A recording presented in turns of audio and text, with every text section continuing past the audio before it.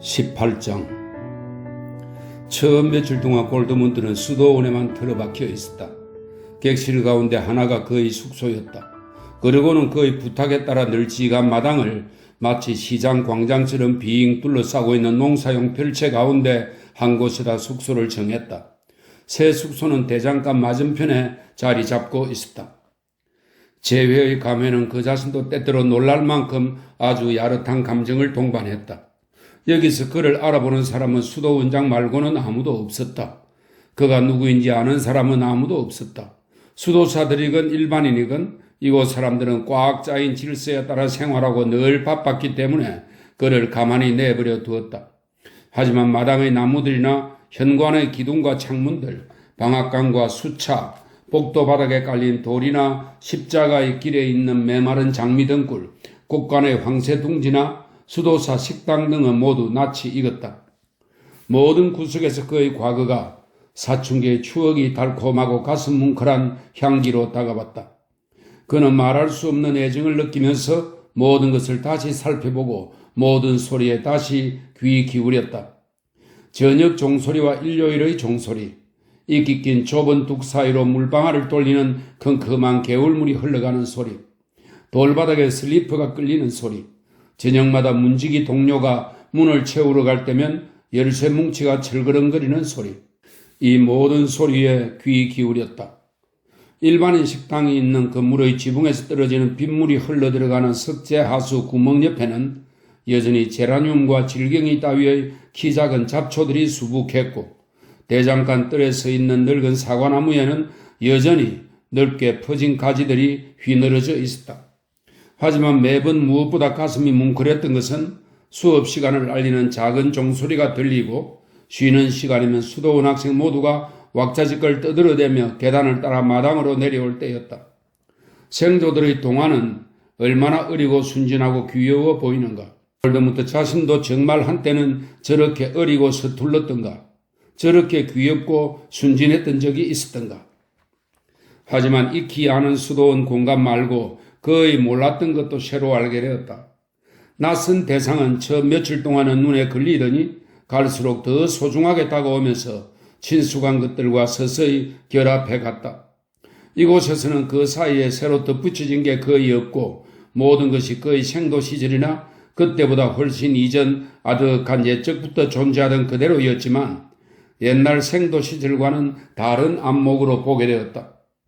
수도원의 건축물들, 예배당의 둥근 천장, 오래된 그림들, 제단 위에 또는 현관에 세워져 있는 석조 또는 목조 인물상들을 새로운 눈으로 보고 느꼈다. 지금 보이는 것들은 모두 원래 생도 시절부터 그 자리에 있었던 것들이지만 이제는 이 작품들의 아름다움들을 알아보게 되었고 그 창조자의 정신을 알아보게 되었다. 그는 예배당의 위층에 있는 석조 마리아상을 관찰했다. 소년 시절에도 즐겨 바라보고 그림으로 그리기도 했지만 이제야 비로소 깨어있는 눈으로 보게 되었다. 그리고 그 자신이 아무리 최고도의 솜씨를 발휘하여 잘 만들어도 도저히 능가할 수 없는 걸작품이라는 것을 알게 되었다. 그런 놀라운 작품들이 많았고 각각의 작품은 아무렇게나 따로 존재하는 것이 아니라 하나의 정신에 의해 만들어져서 오래된 벽과 둥근 기둥 그리고 둥근 천장 사이에 자연스럽게 조화를 이루며 자리 잡고 있었다. 여기서 몇백 년에 걸쳐 지어지고 조각되고 그려지고 보존되고 고안되고 가르쳐온 것들은 하나의 줄기, 하나의 정신에서 탄생했으며 마치 한 나무의 가지들처럼 전체가 유기적인 조화를 이루고 있었다. 이처럼 조용한 가운데 강력한 통일성을 이루고 있는 이 세계의 한복판에서 골드문트는 자신이 너무나 왜소하다는 것을 느꼈다. 그리고 요한 수도원장, 즉 친구인 나르치스가 이처럼 압도적이면서도 조용하고 다정한 질서 속에서 전체를 꾸려가고 다스리고 있는 것을 볼 때만큼 자신이 왜소하다고 느껴본 적은 없었다. 학식이 높고 의지가 강한 요한 수도원장과 소박하고 선량한 호인이었던 다니엘 수도원장이 서로 아무리 다른 성품의 소유자라 할지라도 두 사람 모두 동일한 통일성과 동일한 사상과 동일한 질서를 위해 봉사하고 그러한 공동 목표를 통해 두 사람 모두 품위를 얻고 또 그 품위를 지키는데 몸을 바쳤던 것이다. 그 공동 목표는 마치 수도원의 복장처럼 두 사람을 서로 닮아 보이게 했다. 이 수도원 안에서 나르치스는 골드문트가 보기에는 엄청나게 커다란 존재였지만 그렇다고 나르치스를 다정한 동료나 주인과 다른 어떤 존재로 대하지는 않았다. 하지만 얼마 되지 않아 나르치스에게 말을 놓거나 그냥 나르치스란 이름을 부르기가 무척 거북하게 되었다. 요한 수도원장 들어보게나. 한 번은 그에게 이렇게 말했다. 나도 차츰 자네의 새 이름에 익숙해져야겠군. 여기가 무척 마음에 든다는 말부터 해야겠네. 살아오면서 지은 죄를 자네한테 모조리 털어놓고 고해 성사를 마치면 초급생도로 다시 받아달라고 간청하고 싶을 지경이라네. 그렇지만 알다시피 그렇게 되면 우리의 우정은 끝나게 되지. 자네는 수도원장인데 나는 초급생도니까. 하지만 그렇게 자네 곁에서 살아가면서 자네의 일을 지켜보고 나 자신은 아무것도 아닌 존재로 아무것도 하지 못한다면 도저히 견딜 수 없을 거야. 나도 일을 하고 싶고 내가 할 수 있는 것을 자네한테 보여주고 싶네. 그래서 교수형을 당하지 않게 나를 사면해달라고 했던 자네의 청원이 과연 보람 있는 일이었는지 자네 스스로 확인할 수 있게 말일세. 나도 기대가 된다네. 나르치스는 평소보다 훨씬 더 간결하고 조리 있게 말했다. 자네는 언제라도 작업실을 설치할 수 있네. 내일이라도 대장장이가 목소리를 불러줄 테니 자네가 알아서 일을 시키게나. 여기서 동원할 수 있는 작업 물품은 자네 마음대로 쓰도록 하게. 외부에 주문해야 할 물품은 명세서를 만들어주면 마부를 시켜서 사오도록 하겠네. 내가 자네에 대해 그리고 자네의 의향에 대해 어떤 생각을 가지고 있는지 들어볼 텐가? 내 생각을 표현할 수 있게 시간을 좀 주게나. 알다시피 나는 학자니까 내가 사고하는 세계 속에 들어있는 것을 표현하려고 시도해 보아도 결국 학문 세계의 언어를 사용할 수밖에 없지. 그러니까 예전에도 곧잘 참을성 있게 그랬듯이 이번에도 내 생각을 따라와 주게나. 자네 생각을 따라가도록 노력해보지. 어디 말해보게나. 기억이 날지 모르지만 생도 시절부터 이미 나는 때때로 자네를 예술가로 생각한다고 말했었지. 그때는 자네가 시인이 될지도 모른다고 생각했었지. 자네는 책을 읽거나 글을 쓸 때면 개념적이거나 추상적인 것에는 모종의 거부감을 보이곤 했고 감각적이고 시적인 특성이 강한 말이나 소리를 각별히 좋아했었지. 그러니까 무언가를 상상할 수 있는 말을 좋아했단 말일세. 골드문트가 끼어들었다. 그런데 자네가 선호하는 개념적인 언어나 추상적인 말도 결국 상상이나 형상이 아닐까? 혹시 자네가 사고할 때 아무 상상도 불러일으키지 않는 말을 사용하고 좋아하는 것은 아니겠지? 무언가를 상상하지 않고 사고한다는 것이 대체 가능할까? 질문하니까 좋군. 하지만 상상을 하지 않고도 사고할 수 있는 것은 분명하네. 사고는 상상과는 조금도 상관이 없어. 사고는 형상을 통해 이루어지는 것이 아니라 개념과 정의를 통해 이루어지지. 형상이 작용하지 않는 바로 그곳에서부터 철학이 시작되지. 우리가 생도 시절에 그토록 자주 다투었던 것도 바로 이 문제 때문이었지. 자네한테는 세상이 형상으로 이루어져 있고 나한테는 개념으로 이루어져 있었지. 나는 자네가 사상으로는 쓸모가 없다고 늘 말했었지. 그리고 그것은 결점이 아니라는 말도 했네. 자네는 그 대신 형상의 영역에는 능통했으니까. 이 문제를 자네한테 명확하게 밝혀줄 테니까 잘 들어보게. 그때 자네가 세속의 세계로 따라나지 않고 학자가 되었더라면 아마 불행해졌을 수도 있어. 그랬더라면 자네는 신비주의자가 되었을 테니까. 신비주의란 다소 거칠게 요점만 말하자면 상상의 세계로부터 벗어나지 못하는 사상가라 할 수 있지. 그러니까 사실상 사상가는 아닌 셈이지. 그들은 불행한 예술가들이야. 시를 못 짓는 시인, 붓이 없는 화가, 음을 터득하지 못한 음악가인 셈이지. 그들 중에는 대단히 재능 있고 고귀한 정신의 소유자들이 있긴 하지만 그들은 예외 없이 모두가 불행한 사람들이라네. 자네는 바로 그런 사람이 될 수도 있었던 거야. 그런데 천만다행으로 자네는 예술가가 되어 형상의 세계를 터득한 것이지. 사상가가 되었다면 불완전한 수준에서 벗어나지 못했겠지만 형상의 세계에서는 자네가 창조자요 주인이 될 수 있네. 골드문트가 말했다. 나는 상상 없이 사고하는 자네의 그 사고의 세계를 영영 이해하지 못할까 두렵네. 천만에 자네는 금방 이해하게 될 거야. 자, 들어보게. 사상가는 세계의 본질을 논리를 통해 인식하고 표현하려 하지. 사상가는 인간의 이성과 그 이성의 도구인 논리가 불완전한 도구라는 것을 알고 있다네. 마치 지혜로운 예술가가 자기의 붓이나 조각칼로 천사나 성인의 빛나는 본질을 결코 완벽하게 표현할 수는 없다는 사실을 잘 알고 있듯이 말일세. 그럼에도 불구하고 사상가든 예술가든 모두 나름의 방식대로 그런 시도를 하지. 양쪽 다 더 달리 어떻게 할 수가 없는 것일세. 왜냐하면 인간은 자연의 선물로 받은 자신의 재능을 실현하려고 애씀으로써 인간이 할 수 있는 최고의 것을, 유일하게 의미 있는 것을 행하기 때문이지.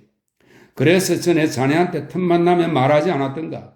사상가나 금욕주의자를 모방하려 애쓰지 말고 본연의 자아를 되찾고 자아를 실현하도록 애쓰라고 말일세. 자네 말은 알 듯 말 듯하네. 그런데 자아 실현이란 대체 뭘 말하는가? 그것은 철학적인 개념이지. 달리 표현할 길이 없네. 우리처럼 아리스토텔레스나 토마스 아퀴나스를 배운 사람들한테는 모든 개념 중에서도 가장 중요한 개념은 완벽한 존재라는 것일세. 완벽한 존재는 곧 신이지. 그 밖에 존재하는 모든 사물은 미완의 것이고 부분적이고 변화하고 여러 가지가 섞여 있고 가능성으로 이루어져 있다네. 그렇지만 신은 여러 가지가 섞여 있는 게 아니라 단일한 존재이고 가능성이 아니라 순전한 현실성 그 자체지. 하지만 우리 인간은 사라질 존재이고 변화하는 존재이고 가능성의 존재지. 우리 인간에는 완전함도 완벽한 존재도 있을 수 없어. 그렇지만 잠재적인 것이 실현되고 가능성이 현실성으로 바뀔 때 우리 인간은 참된 존재에 참여하게 된다네. 완전한 것, 신적인 것에 한 단계 더 가까워지는 셈이지. 그것이 곧 자아 실현이라 할 수 있겠지. 자네는 이 과정을 스스로의 경험으로 터득해야 하네. 자네는 예술가로서 많은 형상을 만들었네. 이제 정말 그런 형상을 창조하는 데 성공한다면 한 인간의 형상을 우연으로부터 자유롭게 하여 순수한 형식으로 끌어올릴 수 있다면 자네는 예술가로서 이러한 인간상을 실현하는 셈이지. 무슨 말인지 알겠네. 골드문트, 자네가 보고 있는 나는 내 천성에 맞게 자아를 실현하기 용이한 적재적소에 있는 셈일세. 자네가 보다시피 나는 물려받은 공동체적 전통 속에서 살아가고 있고 그런 생활이 나에게는 어울리고 또 도움이 된다네. 수도원은 결코 천국이 아니야. 여기엔 불완전한 것 투성이지. 그럼에도 불구하고 착실한 수도원 생활은 나 같은 기질의 사람한테는 세속 생활보다 훨씬 더 유익하다네. 내가 말하려는 것은 윤리적인 차원이 아닐세. 순전히 실제적인 차원에서만 보더라도 내가 수행하고 가르쳐야 할 순수한 사고는 세속 생활을 차단해주는 일정한 보호장치를 필요로 한다네. 그러니까 나는 이곳 수도원에서 자아를 실현하기가 자네보다 훨씬 용이하다고 할 수 있지. 그런데도 자네가 길을 찾아서 예술가가 되었다는 사실이 나로서는 매우 놀라워. 자네는 나보다 훨씬 더 힘든 형편이었을 테니까. 골드문트는 칭찬을 듣고 당황하기도 하고 반갑기도 해서 얼굴을 붉혔다. 화제를 돌리기 위해 그는 친구의 말을 가로막았다. 자네가 말하려는 것을 대개는 이해하겠네. 그런데 한 가지가 머리에 잘 들어오지 않아. 순수한 사고라는 게 뭔지 모르겠어. 말하자면 형상도 없고 말을 가지고 만들어내는 것도 아니고 아무런 상상도 하지 않는 사고라는 뜻일 텐데 예를 들어보면 분명해지지 않을까 싶네. 수학을 생각해 보게나 숫자에 무슨 상상이 작용할 여지가 있겠나? 혹은 덧셈, 뺄셈, 부호에? 방정식에 무슨 형상이 담겨 있겠나? 전혀 아무것도 없지. 산수나 대수 문제를 풀 때는 상상력이 아무 도움이 되지 않잖아. 단지 배워서 익힌 사고방식에 따라 형식적인 문제를 푸는 것일 뿐이지. 그렇겠군. 만일 자네가 나한테 일련의 숫자와 기호들을 써주면 전혀 상상력을 발휘하지 않고도 문제를 풀 수 있겠지. 덧셈과 뺄셈, 제곱셈, 괄호넣기 따위를 하면서 문제를 풀어갈 수 있겠지. 다시 말하면 한때는 내가 그럴 수 있었지만 이미 오래전부터 그럴 수 없게 되었다는 이야기지. 그렇지만 그런 형식적인 문제를 풀어가는 것은 학생들에게 사고의 훈련을 시키는 것 말고는 다른 가치가 있다고 생각되지 않아. 계산을 배우는 것은 물론 아주 유익하지. 그렇지만 한 인간이 평생토록 그런 계산 문제에 매달려 언제까지고 종이에 숫자만 가득 써내려가야 한다면 무의미하고 유치하다는 생각이 들어. 골드문트, 자네는 착각하고 있어. 자네는 그 부지런한 수학자가 늘 학교 숙제만 풀고 있을 거라고 생각하는 거야. 하지만 자기 스스로 문제를 낼 수도 있는 것이지. 그렇게 스스로 제기한 문제는 그 사람의 마음속에서 계속 무언가를 추구하지 않을 수 없게 하는 힘이 될 수도 있겠지. 사상가 입장에서 공간의 문제에 도전하려면 그 전에 먼저 실제 공간이나 가상 공간을 수학적으로 계산해보고 측정해 보아야만 하겠지. 그럴지도 모르지. 그렇지만 순수한 사고의 문제로 공간의 문제에 매달린다는 것이 사실 내가 보기에는 한 남자가 몇 년씩을 바쳐 노력을 들여야 할 만큼 중요한 문제라고는 생각되지 않아. 공간이라는 말도 나로서는 이를테면 우주 공간과 같은 실제 공간을 떠올리지 않는다면 아무것도 아니고 사고할 가치도 없는 것일세. 우주 공간을 관찰하고 측량하는 것은 물론 보람없는 일이라고 할 수는 없겠지. 나르치스가 빙그레 웃으며 끼어들었다. 자네가 진짜 하고 싶은 말은 사고 자체는 중요하게 여기지 않지만 사고를 눈에 보이는 실제 세계에 적용하는 것은 중요하게 여긴다는 것이겠지? 자네한테 이렇게 대답할 수 있겠네. 우리의 사고를 적용할 기회나 그럴 용기가 우리한테도 없지는 않아. 가령 나르치스라는 사상가만 해도 사고의 결과를 골드문트라는 친구한테 적용하기도 하고 모든 수도사한테도 수없이 적용해왔다네. 거의 늘 그렇게 하는 셈이지. 그런데 미리 익히고 단련하지 않았다면 어떻게 무언가를 적용할 수 있겠나? 예술가 역시 시각과 상상력을 늘 단련하게 마련일세. 그러면 우리 같은 학자는 예술가의 단련 과정을 인식하는 것이지. 물론 그러한 단련의 결과가 실제 예술 작품으로 충분히 드러나는 경우는 아주 드물지만 말이야. 적용은 인정하면서 사고 자체를 배척할 수는 없지 않은가? 모수는 명백해. 차분히 생각해 보자고. 나의 사고를 그 결과에 비추어 판단해 보게나. 내가 자네의 예술 정신을 자네의 작품에 비추어 판단하듯이 말일세. 지금 자네가 마음이 편치 못하고 곤두서 있는 것은 자네 자신과 작품 사이에 여전히 장애가 가로놓여 있기 때문일세. 그것들을 치워버리게. 작업실을 찾든지 새로 짓든지 해서 작품에 몰두하게나. 그러다 보면 많은 문제가 저절로 풀릴 걸세. 골드문트도 그것이 최상의 방책이라는 생각이 들었다. 그는 대문 옆에 있는 공간을 발견했다. 그 공간은 지금 비어있고 작업실로 쓰기에 적합해 보였다. 그는 목수에게 제도판과 다른 화구들을 제작하도록 주문하면서 화구의 생김새를 정확히 그려주었다. 그리고는 수도원에 고용된 마부를 시켜 인근 도시에서 하나씩 조달해야 할 물품 목록을 정리했는데 꽤 긴 명세서가 나왔다. 그는 목수의 작업실과 숲속을 뒤지면서 잘린 목재의 비축분을 모조리 조사하여 그중 많은 목재를 골라 작업실 뒤쪽의 잔디밭에다 하나씩 가지런히 쌓아 올리도록 했다. 그는 거기에서 목재를 건조했는데 비를 막기 위해 직접 목재 더미 위에 지붕을 올렸다. 대장간에도 볼 일이 많았다.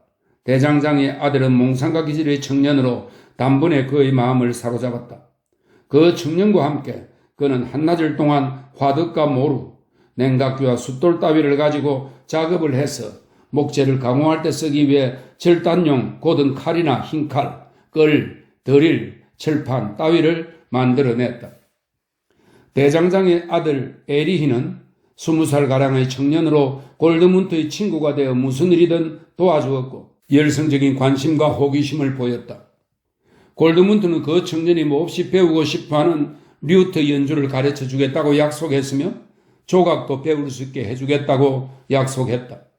골드문트는 수도원 군내에 있거나 나르치스와 함께 있을 때면 이따금 정말 자기가 쓸모없는 존재가 아닌지 답답한 느낌이 들기도 했지만 에리히와 함께 있으면 원기가 회복되었다. 에리히는 그를 소박하게 좋아하고 한없이 존경했던 것이다. 에리히는 종종 니콜라우스 명인이나 주교자가 있는 도회지에 관해 이야기해달라고 조르곤 했다. 간혹 그런 이야기를 들려주면서 골드문트는 불현듯 자기가 이젠 이곳 사람이 되었고 인생을 더 많이 살아온 사람으로서 지난날의 방황과 행적에 대해 이야기해 줄 수 있게 되었다는 사실에 흠칫 놀라곤 했다. 그런데 그의 인생은 이제 막 제대로 된 새 출발을 할 시점이 아닌가. 골드문터가 최근 들어 부쩍 늙었고 실제 나이보다 훨씬 늙어 보인다는 사실을 알아보는 사람은 아무도 없었다. 이전에 그를 알고 지낸 사람이 없었기 때문이다. 방랑과 불완전한 생활의 고초로 인해 그의 몸은 진작에 무척 상했을 것이다. 그러고 나서도 끔찍스러운 일을 수없이 겪은 흑사병 시절과 백작에 의해 감금되어 성의 지하실에서 끔찍한 밤을 보냈기에 그는 극심한 충격을 받았고 그 고통의 여파가 이것저것 남아 있었다. 수염은 아직 금발이었지만 머리털은 희끗희끗해졌고 얼굴에는 얇은 주름이 잡혔으며 제대로 잠들지 못할 때가 있는가 하면 때때로 심장에 피로가 몰려왔고 의욕과 호기심도 떨어져 나른한 무력감과 포만감에 빠질 때도 있었다. 일을 준비하면서 에리와 대화를 나누고 철물과 목공일을 직접 제 손으로 하기 시작하면서 그는 다시 기운을 차려 생기와 젊음을 되찾았다. 모두가 그에게 감탄하고 그를 좋아했다. 하지만 일을 하는 사이사이에 피곤할 때마다 반시간 혹은 1시간가량 앉아 쉬면서 미소를 지은 채 몽롱한 상태에서 모종의 무감각 혹은 무관심 상태에 빠져들곤 했다. 어디서부터 작업을 시작해야 할 것인가는 그에게 중요한 문제였다. 수도원의 신세도 갚을 겸 이곳에 세울 첫 작품은 단지 막연한 호기심이나 자극하는 그런 우발적인 작품이 되어서는 안 되며 이 수도원의 유수 깊은 작품들과 마찬가지로 수도원의 구조나 생활과 완전히 부합되어야 하고 수도원의 일부가 되어야만 했다. 마음 같아서는 재단이나 설교단을 가장 먼저 만들고 싶었지만 그 둘은 다시 만들 필요도 없고 공간도 충분치 않았다. 그 대신 다른 대상을 물색했다. 신부님들이 이용하는 식당은 벽의 움푹 들어간 공간이 맨바닥보다 높아서 식사 시간이면 언제나 어린 생도가 그 자리에 서서 성인전을 낭독하도록 되어 있었다. 그런데 그 자리에 아무런 장식이 없었다.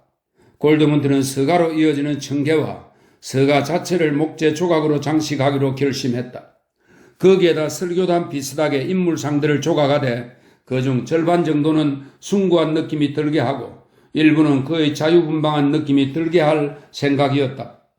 그는 이 계획을 수도원장에게 알렸고 수도원장은 이 계획을 칭찬하고 환영했다. 눈이 쌓이고 성탄절이 지났어야 비로소 작업은 시작될 수 있었다. 이때부터 골드문트의 생활은 새로운 모습으로 바뀌기 시작했다. 그는 수도원에서는 사라진 거나 다름없이 되어 거의 보이지 않았다. 이제는 수업 시간이 끝날 무렵 생도들이 몰려 나오기를 고대하지도 않았고 숲속을 쏘다니지도 않았으며 회랑에서 배회하지도 않았다. 이제 그는 방앗간에서 식사했는데 방앗간 주인은 일찍이 생도 시절에 수없이 찾아가곤 했던 그 사람이 아니었다.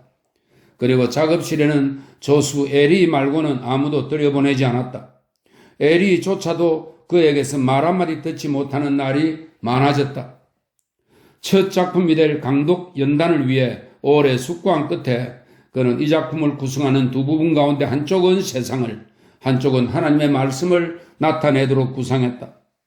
아래쪽의 계단은 튼튼한 너도밤나무 줄기를 사용하여 동그랗게 앞으로 튀어나오게 하고 여기에 자연과 교부들의 소박한 생활을 묘사하여 피조물의 세계를 나타내도록 할 생각이었다. 위쪽의 둥근 벽에는 4명의 복음 전파자의 형상을 묘사할 예정이었다. 그 가운데 한 명은 작고한 다니엘 수도원장으로 또 한 명은 그 후임이자 역시 작고한 마르틴 신부님으로 정하고 성 루카 형상에는 서성 니클라우스를 재현하여 영원히 기리도록 할 생각이었다. 골드문트는 커다란 난관들에 부딪혔다. 그 예상보다 어려운 난관이었다. 그로 인해 걱정되긴 했지만 그런 걱정조차 오히려 달콤할 정도였다.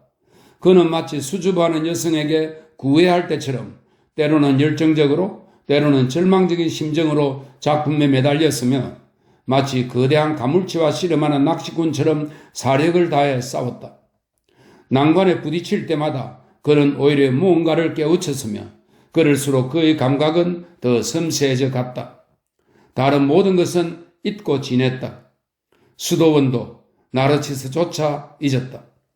나르치스는 간혹 들르긴 했지만 그림 말고는 아무것도 볼 수 없었다.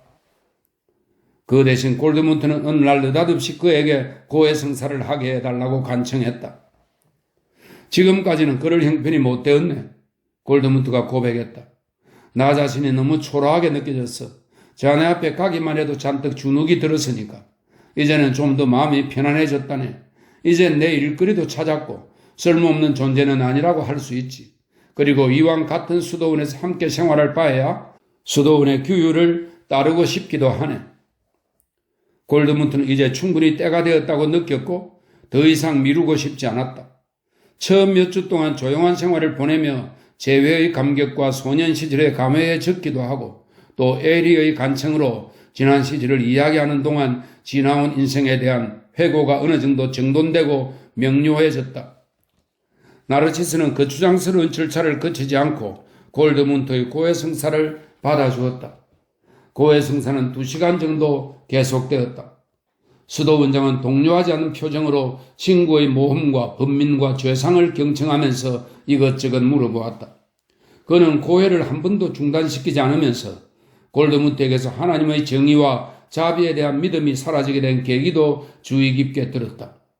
그는 고해자의 고백 가운데 여러 대목에 깊이 빠져들었고 또 고해자가 얼마나 큰 충격과 공포를 경험했으며 때로는 그의 파멸 직전까지 갔었는가를 알게 되었다. 그러고는 다시 친구의 여전한 순진함에 가슴이 뭉클해지면서 미소를 띠지 않을 수 없었다. 그가 보기에 고해자는 자신의 불경스러운 생각 때문에 근심하고 뉘우치는 것 같았으며 그것은 나르치스 자신의 회의와 밑도 끝도 없는 사고에 비하면 차라리 순진한 상태였던 것이다. 골드문트는 고해 신부가 자신의 진짜 죄상을 듣고도 그다지 심각하게 받아들이지 않자 놀랍기도 하고 실망스럽기도 했다. 하지만 고해 신부는 그가 예배와 고해 그리고 영성체를 소홀히 한 것에 대해 사정을 봐주지 않고 타이르고 꾸짖었다. 고해 신부는 그에게 영성체 하기 전에 한 달 동안 절제와 금욕의 생활을 할 것과 매일 새벽 미사에 참석하고 또 저녁마다 3번씩 주기도문과 성모 찬송을 외울 것을 속죄의 벌로 부과했다. 그러고서 그는 골드문트에게 이렇게 말했다. 이 보속을 가볍게 받아들이지 말 것을 엄중히 당부하네. 자네가 미사 때의 기도문을 제대로 기억이나 하는지도 모르겠어. 미사 기도문을 한 글자도 빠뜨리지 말고 짚어가면서 그 뜻을 깊이 새겨두게. 주기도문과 성모 찬송은 오늘 당장 내가 함께 읽어가면서 어떤 말과 어떤 뜻에 특별히 주의를 기울여야 하는가를 일러주겠네. 성스러운 말씀을 사람의 말처럼 말하고 들어서는 안 되네. 자네는 하나님 말씀을 근성으로 흘려듣기 십상일 걸세. 아마 그런 경우가 자네 생각보다는 훨씬 잦을 거야. 그럴 때마다 오늘 이 시간과 나의 충고를 떠올리게나. 처음부터 다시 시작하는 심정으로 말씀을 따라하고 가슴에 새겨두어야 하네. 오늘 내가 자네한테 보여주는 그대로 말일세. 다행히 운이 맞아떨어졌는지 아니면 수도 원장이 사람의 마음을 잘 헤아려서 그랬는지 몰라도 어떻든 이날의 고해와 참회는 골드문트에게 충만하고 평화로운 시간이 되었고 그 시간 동안 골드문트는 깊은 행복감을 맛보았다. 긴장과 걱정과 만족감이 교차하는 바쁜 작업의 와중에도 골드문트는 매일 아침 저녁으로 비록 수월하긴 해도 양심적으로 수행하는 신앙 수련을 통해 일상의 번잡으로부터 벗어날 수 있었고 자신의 전 존재를 바쳐 보다 더 높은 질서에 귀의할 수 있게 되었다. 그 질서는 그로 하여금 예술 창조자의 위태로운 고독으로부터 벗어날 수 있게 해주었고 또 어린아이의 마음으로 하나님의 나라에 들어갈 수 있게 해주었다. 작품을 위한 싸움은 외롭게 혼자 감당해야 하고 감각과 영혼의 모든 열정을 그 싸움에 바쳐야 했지만 예배 시간만큼은 언제나 그를 다시 순진무구한 상태로 인도해 주었다. 일할 때면 곧잘 분통이 터지고 애가 타거나 아찔한 쾌감에 빠지는 수도 있었지만 경건한 묵상의 시간에는 마치 깊고 시원한 물속에 잠기듯이 마음이 가라앉아 열광으로 인한 오기나 절망으로 인한 오기를 말끔히 씻어낼 수 있었다. 그렇지만 늘 뜻대로 되지는 않았다. 때때로 정신없이 분주한 작업 시간이 끝나는 저녁에는 마음의 평온과 집중을 이루지 못하기도 했고 묵상을 잊어버린 적도 몇 번 있었다. 또 종종 마음을 가라앉히려고 애를 써도 기도의 말이 결국 존재하지도 않거나 아무 도움도 되지 않을 하나님을 찾는 유치한 짓이라는 생각이 그를 방해하고 괴롭혔다. 그는 이런 어려움을 친구에게 하소연했다. 그러면 나르치스는 이렇게 말하곤 했다. 계속 노력하게. 자네가 한 약속이니 반드시 지켜야 하네. 하나님이 과연 나의 기도를 들어주실까? 혹은 내가 상상하는 하나님이 과연 존재하는 것일까? 하는 따위의 생각에 골몰해서는 안 되네. 나의 노력이 유치한 것은 아닐까 하고 생각할 필요도 없어. 우리가 기도를 바치는 그분에 비하면 우리의 행동은 유치하게 마련일세. 묵상하는 동안에는 이런 터무니없는 유치한 생각일랑 완전히 금해야 하네. 주기도문과 성모 찬송을 입으로 외면해서 그 말씀의 뜻을 깊이 새겨 스스로 충만해지도록 해야 하네. 가령 노래를 부르거나 류트를 연주할 때 어떤 딴 생각이나 사변을 쫓지 않고 하나하나와 손가락 놀림 하나하나도 최대로 순수하고 완벽하게 표현하려고 애쓰듯이 말일세. 노래를 부르는 동안에는 이 노래가 쓸모 있을까 하는 생각은 하지 않고 노래에만 열중하는 법이지. 기도도 바로 그렇게 해야 하네. 그러자 다시 뜻대로 되었다. 욕망에 사로잡히고 긴장해 있던 자아는 다시 원만한 질서 속에 소멸했으며 존귀한 말씀은 다시 하늘의 별처럼 그 자신을 넘어서 있으면서 그의 내면을 속속들이 비춰주는 것이었다. 수도 원장은 골드문트가 보속의 시간을 지나 성체성사를 받고 나서도 나날의 묵상을 계속 수행하는 것을 매우 흐뭇하게 지켜보았다. 그렇게 몇 주가 흘러가고 또 몇 달이 흘러갔다. 그 사이에 골드문트의 작업도 진척되어 갔다. 육중한 계단 기둥에는 이제 막 형체를 갖추기 시작한 동식물과 인간들의 작은 세계가 서서히 모습을 드러내었고 그 한가운데에는 포도등굴과 포도송이 사이에서 선지자 노아가 자리 잡고 있었다. 피조물과 그 아름다움을 형상으로 보여주고 찬미하는 그 그림은 자유로운 유희정신의 소산인 듯 하면서도 눈에 보이지 않는 질서와 가르침에 의해 인도되고 있었다. 지난 몇 달 동안 에리 말고는 아무도 이 작품을 보지 못했다. 에리는 작업 과정에서 일을 그대로도 좋다는 허락을 받았고 오로지 예술가가 되겠다는 생각밖에 없었다. 그런 그 역시 며칠씩 작업장 안에 들어갈 수 없는 날이 있었다. 어떨 때에는 골드문트가 그를 옆에 두고서 작업을 지시하고 시험삼아 해보게 했다. 그럴 때면 자기를 믿고 따르는 제자가 있다는 사실이 기뻤다. 이 작품이 성공적으로 마무리되면 이 녀석을 부친의 집에서 나오게 하여 늘 곁에 두고 조수로 키울 생각이었다. 복음을 전하는 인물들을 형상화하는 며칠 동안이 최고의 나날이었다. 이제 모든 것이 조화를 이루고 어떠한 의욕의 그림자도 사라졌다. 다니엘 신부님의 모습을 형상화한 그림이 가장 성공적인 것 같았다. 골드문트는 이 그림을 무척 좋아했다. 그 인물상의 얼굴에는 순진무구함과 자비의 광채가 빛났다. 서성 니콜라우스의 상은 에리한테는 가장 경탄을 자아냈지만 그에게는 다니엘 신부님의 상만큼 만족스럽지 않았다. 이 형상에는 분열과 비애가 서려 있었다. 거기에는 고도의 창조적 구상과 동시에 예술 창조의 허망함에 대한 절망적인 깨달음이 상실된 통일성과 순진무구함으로 인한 비애가 가득했다. 다니엘 수도 원장의 상이 완성되자 골드문트는 에리에게 작업장 안을 깨끗이 치우게 했다. 여타의 작품은 천으로 가리게 하고 이 작품만 밝게 비추도록 했다. 그러고는 나르치스를 찾아갔으나 마침 나르치스가 일로 바빴기 때문에 다음 날까지 기다렸다. 다음 날 정오 무렵 골드문트는 친구를 작업장에 데리고 들어와서는 그 인물상 앞에 세웠다. 나르치스는 잠자코 서서 작품을 바라보았다.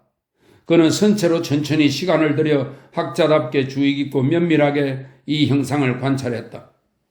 골드문트는 그의 뒤에 말없이 서서 마구 뛰는 가슴을 진정시키려고 애썼다. 그는 이런 생각이 들었다. 아, 지금 우리 둘 가운데 한 사람이 이 시험을 통과하지 못하면 안 되는데 나의 작품이 썩 좋지 못하거나 친구가 이 작품을 이해하지 못한다면 여기서 이루어지는 나의 모든 작업은 아무런 가치도 없는 것이다. 만일 그렇게 되면 나는 아직도 더 기다려야만 하는 것이다. 그 몇 분 동안이 골드문트에게는 몇 시간처럼 길게만 느껴졌다. 니콜라우스 선생이 자신의 첫 그림을 손에 들고 있던 때가 생각났다. 그는 너무나 긴장된 나머지 땀에 젖은 손을 꼭 움켜쥐었다. 나르치스가 그에게 몸을 돌리는 순간 골드문트는 금방 살았다는 느낌이 들었다. 친구의 메마른 얼굴이 약간 상기되어 보였던 것이다. 소년 시절 이래 이 친구의 얼굴이 이렇게 달아오르는 적을 본 적이 없었다. 오직 지성과 의지로만 뭉쳐있는 이 얼굴에 그의 수줍다고 해도 좋을 미소가 번졌다. 그것은 사랑과 몰입의 미소였다. 마치 이 얼굴의 고독함과 자부심이 한순간 무너져 내리고 오직 가슴 따뜻한 사랑만이 피어오르는 것 같은 그런 미소였다. 나르시스는 지금 이 순간에도 할 말을 고르는 듯 머뭇거리며 아주 나직이 말했다. 골드문트, 내가 갑자기 예술에 정통한 사람이 되기를 기대하는 것은 아니겠지? 예술에 정통한 사람은 내가 아니고 자네일세. 나는 자네의 예술에 대해 아무 말도 할 수 없네. 내가 할 수 있는 말은 모두 자네한테는 우스꽝스러울 거야. 하지만 한 가지만 말해보겠네. 첫눈에 이 복음의 사도가 다니엘 신부님이라는 것을 알 수 있었지. 그리고 단지 그분의 모습만이 아니라 그분이 생전에 우리에게 보여주셨던 모든 것이 여기에 담겨 있다는 것을 알 수 있었네. 기품과 자비와 소박함, 그 모든 것이 담겨 있었네. 지금은 저 세상에 계신 다니엘 신부님이 우리의 어린 시절의 외경의 대상이었듯이 그분은 지금 이 자리에 다시 우리 앞에 계시네. 그리고 당시 우리에게 신성한 존재였고 그 시절을 잊지 못하게 만드는 모든 것이 지금 우리 앞에 펼쳐져 있다네. 자네는 지금 이 순간 나에게 엄청난 것을 선사했네. 자네는 다니엘 수도 원장님을 재현했을 뿐 아니라 생전 처음으로 나에게 자네 스스로를 완전히 펼쳐 보였어. 이제 비로소 자네가 어떤 사람인지 알겠네. 이런 이야기를 그만하세. 나는 그럴 자격이 없어. 아, 골드문트, 우리에게 이런 순간이 찾아오다니. 그 커다란 공간에 정적이 감돌았다. 골드문트는 친구가 진심으로 감동하고 있다는 것을 알 수 있었다. 그는 당황해서 숨이 막힐 지경이었다. 그래, 골드문트가 짤막하게 말했다.